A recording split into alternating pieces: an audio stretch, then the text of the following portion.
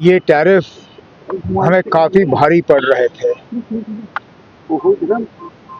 Tariff क्यों लगे ये भी हम अच्छी तरह से जानते हैं।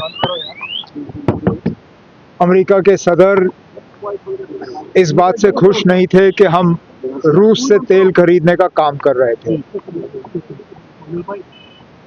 अब गवर्नमेंट ऑफ इंडिया की तरफ से फिलहाल कोई फॉर्मल स्टेटमेंट आया नहीं है, लेकिन अमेरिका के सदर ने तो ऐलान कर दिया है कि भारत सरकार ने अब रूस से तेल खरीदना जो है वो बंद कर दिया है और उस वजह से अब टैरिफ्स जो हैं हम पे लागू नहीं होंगे। चलिए, अगर हमने रूस से तेल खरीदना बंद कर दिया तो अच्छी बात है। रूस के बरक्स हम कहाँ से तेल खरीदेंगे? क्या उनसे तेल खरीदने का नतीजा ये होगा कि हमारी पेट्रोल और डीजल की कीमतें जो है वो बढ़ जाएंगी? इसके लिए हमें इंतज़ार करना पड़ेगा।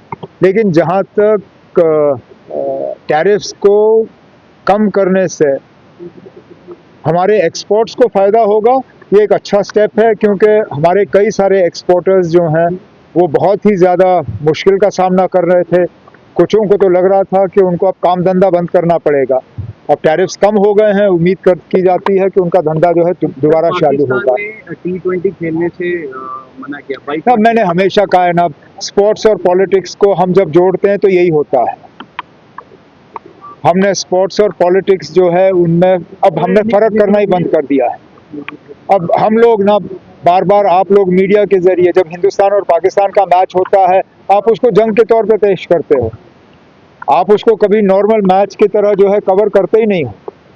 बाकी मुल्कों के खिलाफ जब हम खेलते हैं तो उसका आप लोग नोटिस नहीं लेते हो। जब पाकिस्तान के खिलाफ हम खेलते हैं तो उसको बहुत बड़ा चढ़ा के पेश किया जाता है, तब जाके जो है इस तरह के हालात बनते हैं। नहीं बनना चाहिए था। अब चलिए, इस वर्ल्ड कप में वो हिस्सा ले रहे हैं, लेकिन हमारे खिलाफ नहीं खेलेंगे। यार, ये अच्छी बात नहीं है।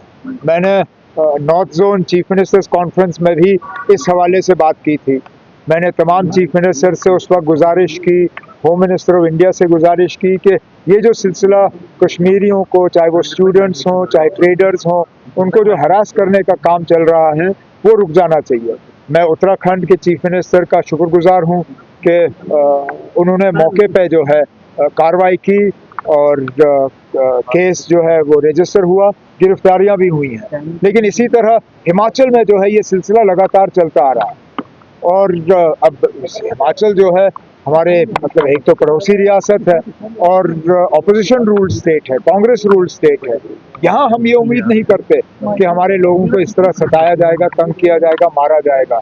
मैं हिमाचल के चीफ मिनिस्टर साहब से गुजारिश करता हूँ कि मेहरबानी करके इस पे वो फौरी तौर कार्रवाई करें और ये जो कश्मीरियों को विक्टिमाइज और तंग करने का सिलसिला चल रहा है इसको रोक दें।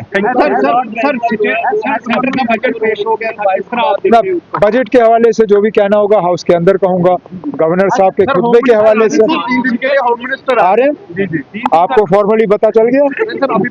नहीं चला ना, तो मैं इसमें कुछ नहीं कहूँगा, क्योंकि जब तक आपको फॉर्मली पता नहीं चलता तब तक मेरा इस पर कमेंट करना गलत होगा। राहुल गांधी ने जो former chief of army staff थे जनरल नरवणे, उनके आर्टिकल को लेकर सर एक बड़ी पार्लियामेंट में जो होता है वो पार्लियामेंट का है। It's the privilege of the parliament, it's the privilege of the speaker to decide.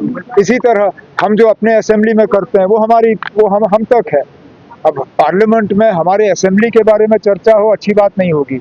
इसलिए पार्लियामेंट में जो हुआ मुझे उस पर टिप्पणी नहीं करनी चाहिए। अब ये आप नेशनल कॉन्फ्रेंस के सदर से बात करिए ना। मैं जम्मू कश्मीर का चीफ मिनिस्टर हूँ, नेशनल कॉन्फ्रेंस का प्रेसिडेंट नहीं। आप नेशनल कॉन्फ्रेंस के प्रेसिडेंट फारूक अब्दुल्ला साहब से मिल लीजिए।